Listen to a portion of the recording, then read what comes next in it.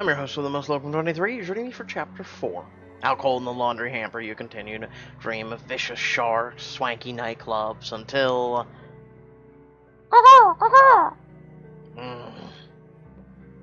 You curl yourself in a coil, trying your best to ignore the intrusion. Good God, can I get a moment of sleep? Theodore, what are you so grumpy about? Oh, was only you. Sorry, my dear. Go back to bed, Teddy, my little sleepyhead. You rest, and I'll go to work all day so we can keep living here. Boy, do you have the life. If only you knew, my sweet Annie. The dangers I face every day would make you shudder. Be grateful for the modest life you have. Annie has recently perfected a new cupcake recipe. Her boss at the deli had given her a modest raise. And a relationship with her boyfriend, Detective Ralph Campilio, was going swimmingly. Oh, she's dating a detective. Okay. She was happy. Wouldn't it be lovely if my life were that quaint? I'd love some kibble in your bowl. Make sure you drink lots of water to flush out those kidneys. See you tonight. I love you. Mwah. And with that, Annie heads out and locks the door behind her. You have my heart as well. But I'm afraid you're not the only one with work to do. Now's the time for action, adventure, danger, explosions, and mystery and intrigue. This is the time to act. Or maybe another quick catnap. Annie gone, I should spring in action. All I have to do is wait a few cautionary moments before I can sneak through the hidden passage. For the day is young and there is much to be done. Before you get a chance, Annie bursts back through the door, scaring you half to death. Oh, for God's sake, I can't believe a pigeon unloaded right on my shoe. Isn't that why we have statues? So birds can poop on those? A pigeon, you say? Secret societies have used pigeons to deliver sensitive information for thousands of years. The P.I.A. was no different. You look out the window, and sure enough, a pigeon is perched on the front porch, staring at you through beady little eyes. What secrets do you have for me, little bird?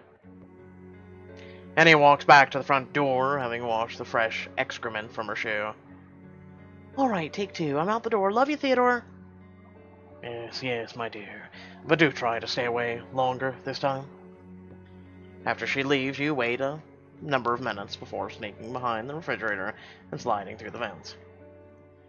With a breath of fresh air, you make your way around the front porch, where you find the pigeon still ready and waiting.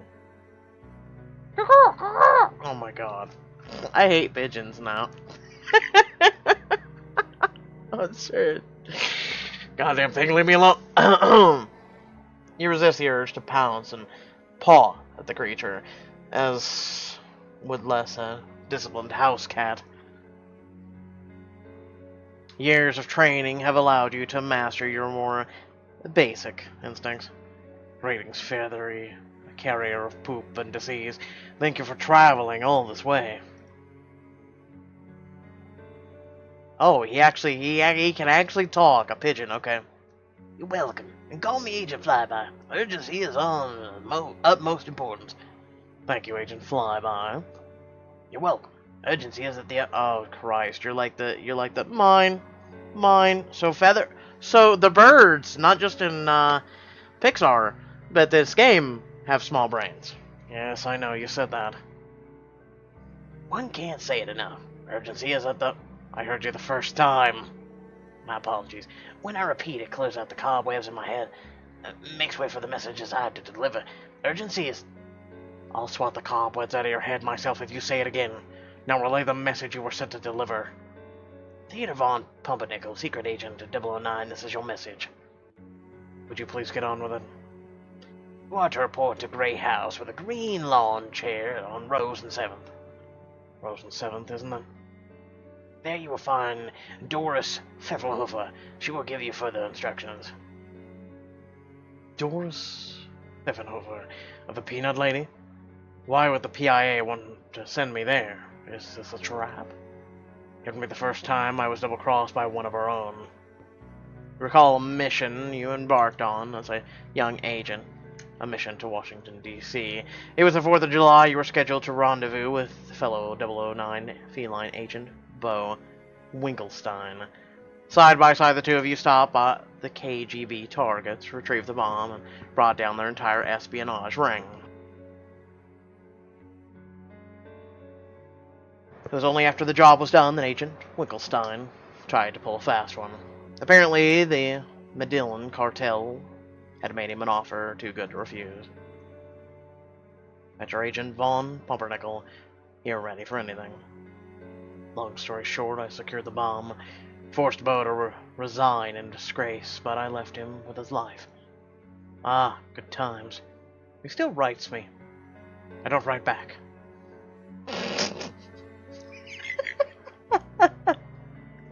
Can I read some of those letters? Oh, sorry. Excuse my reminiscing. Yes. I don't need to be here for this. Right, of course, as you were saying. Grey House, row 7th, Doris Pfeffenhofer. But why her flyby? Oh, sorry, that information was not included. I guess you'll have to find out. Flyby. And with that, the obnoxious bird lifts off from the porch and flies away. Pigeons. With plenty of time before Annie is due back, you cautiously make your way to the house on Rosen 7.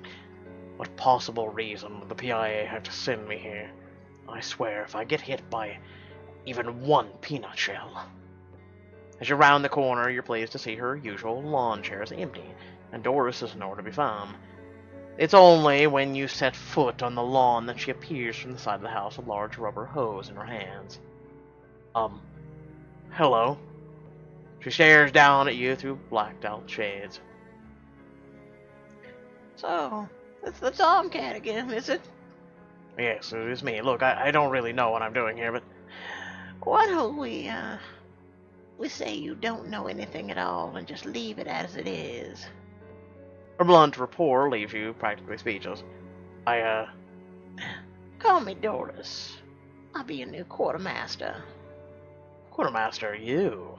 You work for Research and Development Division? Actually, I'm P.I.A.'s West Coast Chief of Special Research and Gadgetry. Dear God, I don't know what to say. It's an honor to meet you, Chief of Research and Gadgetry. I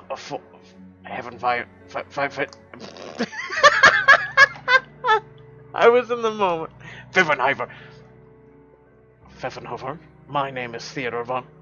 I know who you are, Cat. Bluntly ignoring you, she turns on the hose and begins watering what little remains of her rose bush. I see. It's just, we've never been properly introduced. Probably my fault. I was too busy dodging your little welcoming gifts.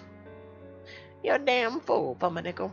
Do you really think those were mere shells? Those were clues. Clues? Empty peanut shells are clues. What makes you think they were empty? Did you ever actually stop to crack one open? With that, she reaches into her pocket, pulls out a peanut shell, and tosses it into your paws. Go ahead. Take a look. Why not? Crack the peanut open. With a forceful crack, you open the peanut shell, only find it looks completely empty. I don't understand. Doris removes a small magnifying glass from her pocket and tosses it down to you as well. If you had checked, you would have discovered these shells were far from empty. They were filled with a microfilm containing the latest missions from P.I.A. What? Under whose orders? And who do you think? After all these years, she never stopped hoping you'd find your way back. Taking the magnifying glass, you peer inside the cracked shell and locate the microfiche. Attached are serial numbers, safe house addresses, target lists, and much more. Everything you'd need to set off on another grand adventure. Most agents don't get such a close and personal touch with them. I suppose she sees something in you. Don't ask me what. I'm sorry, Chief Pfeffenhofer. I had no idea. Well, I know. Like I said, you don't know anything. You came here today on your own volition. You ventured onto my lawn. You approached me with no prior knowledge, even though I'm packing a running garden hose. With that sort of risk and danger comes a lesson. Oh, no, don't you do it. So tell me, Von Pumpernickel, what's your lesson? A rolling stone neither gathers nor moss? I'll throw a rolling stone right at your head if you keep up with the smart aleck remarks. No! The lesson is don't judge a book by its cover. Try to find the wisdom behind the random, nonsensical actions of strangers. You're a bit of a crackpot. You know this, Doris. If you had to deal with the spies, I advise, you'd be crazy too. She got a point. And with that, she sprays a quick spurt of water in your direction. Ah! Don't be such a scaredy cat. I'm not a scaredy cat. She turns off the hose, her face stern and resolute. I suppose we'll find out soon enough, won't we? Now, let's get down to business. With that, you follow the old woman down a short concrete staircase to a dark, dank basement of her Venice Beach bungalow. Unlike Midwestern homes, for example, Annie's hometown of... Wow, that's a word. Oconomowoc, Wisconsin. Jesus, who named that? The majority of California houses aren't equipped with basements. Doris has one of the rare homeowners whose 1920s bungalow featured an original built-in cellar equipped with a few renovations. Ow, you're hurting me. You rest on a sterile medical table placed in the middle of the room. A bright light suspended overhead. Oh, stop whining, you big puss. This bench is hard and unforgiving. My back hurts. The table is the top of the line medical equipment. It can hold up to 500 pounds. I got it for pennies on the dollar after the doctor was arrested for juicing athletes and bodybuilders at the Muscle Beach. Okay. She hunches over you and peering through a Coke bottle, thick glasses, as she gently spreads her toes apart. Easy for you to say this is rather unnatural position for a cat to be in. And I have to use the litter box. You went before you came down here. Now stop squirming. She leans in with her medical-grade tweezers and begins to hot glue bits of spyware to each of your toenails. Ow! Are you almost done? It's starting to get a little invasive. You've been lying here for 5 minutes on 500 thread count Royal Egyptian sheets. God damn. Is that what this is? I'm gonna say very accommodating. But I was under the opinion that I don't need any extra spyware. I believe I'm perfect just the way I am. You're about as far from perfect as you can get. Now hold still, 009. I've specific orders to equip you with this very particular spyware. Extend the claws. And since I'd rather not glue them to your skin by accident, sit still. They tend to work best when they're attached to your actual claws. What in the world are extend-a-claws? And why do I need them? You've never heard of these? Don't you read monthly newsletter? What newsletter? See? Another reason to open the peanut shells I throw at your head. God damn, old woman. With a vicious rip, she removes the holding tape from your paws. Ow! Alright, get up. Move about, Von Pumpernickel. Tell me how they feel. Jumping from the table, your feet immediately wobble atop the massive nails as they hit the floor. This is ridiculous. I feel like I'm standing on stilts. I can barely walk. Of course you can. I gave you the level orange extender claws. You have to practice walking on those things. It's like strapping on a pair of high heels for the first time. When you've been wearing sneakers your whole life. In a moment of sincerity, Doris leans down, lifts you up, and sets you on your feet. I know your case was deemed level blue, but I have a feeling that kerfluffle will escalate by the time this is said and done. You need to be properly prepared. What do you say we test them out? With pleasure. I'll test out agility, ninja-like reflexes, my combat skills. Nothing, move on. You're the chief of special research and gadgetry. I trust your judgment and expertise. How much fun are you?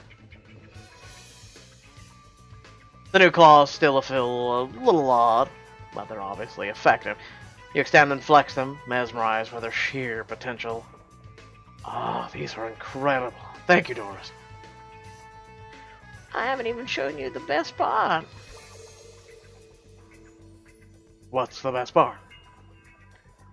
If push comes to shove, Von Peppernickel, if bad things turn worse. If you find yourself in a situation where day has become night and your world is turned upside down, Yes, Doris. extender claws can be used as projectiles. They'll fire clear across the room. Used correctly, they'll be your deadliest weapon. But it's a one-time deal, so you better think twice before you use them. What do you mean? After they're fired, they can't be reinstalled until you're back here on the table. So choose wisely. Thank you for this, Doris. And for all the odd wisdom you've instilled in me today. My pleasure, Cat. After you. And with that, you head back up the concrete stairs leading out of the cellar with Doris close behind. This old bat, finally getting used to the claws, you stretch her newly equipped limbs in the warm setting sunset or sunlight. Doris, I feel terrific and ready for anything. I don't know how I possibly lived all these in my entire life. I completely understand why Anne would make you the West Coast chief of... You turn to face your new comrade only to find she's disappeared, nowhere to be found. Doris. How did she... Walk over and paw at the closed cellar door. No response. I don't think I was actually enjoying our time together. I was going to ask her to accompany me to Senor's for a spot of late lunch. My treat. With Doris gone, you slowly meander across the front lawn and begin to head home. Was it all a dream? Had I hallucinated the entire thing? Perhaps I am starting to lose it in my old age. It's hard to come to terms, but I know it's only a matter of time before I have to retire permanently. I'll spend my days at HQ, which will no longer be HQ, but simply my home. I'll rest upon satin pillows, eat chunky tuna until the day my senses fade and my bones fail me. My life will vanish in a puff of smoke like medicinal marijuana our hipster neighbors blow through their window every morning.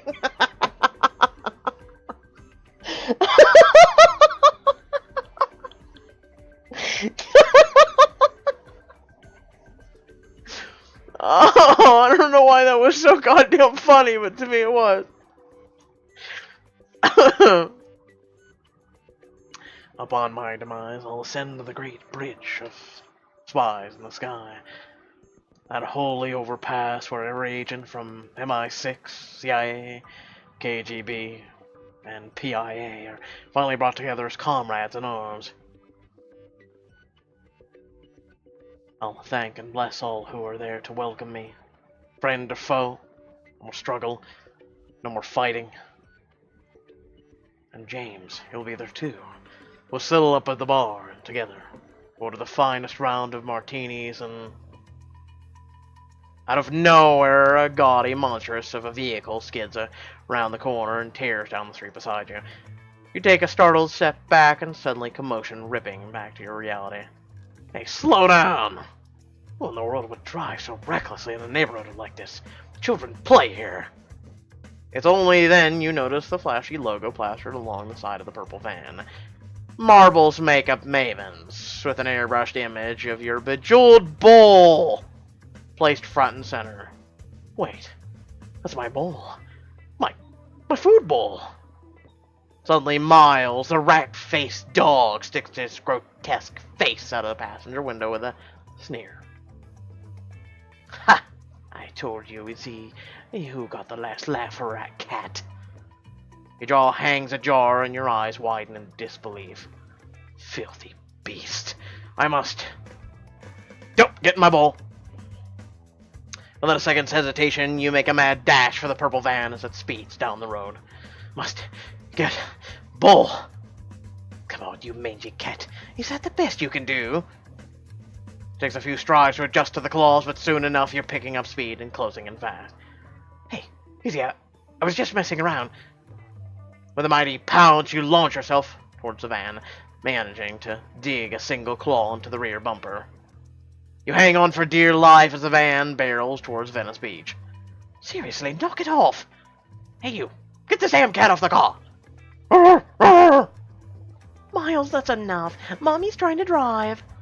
Unable to hold on any longer, you finally slip off as the van wraps around the corner. Ha ha! Take that, cat!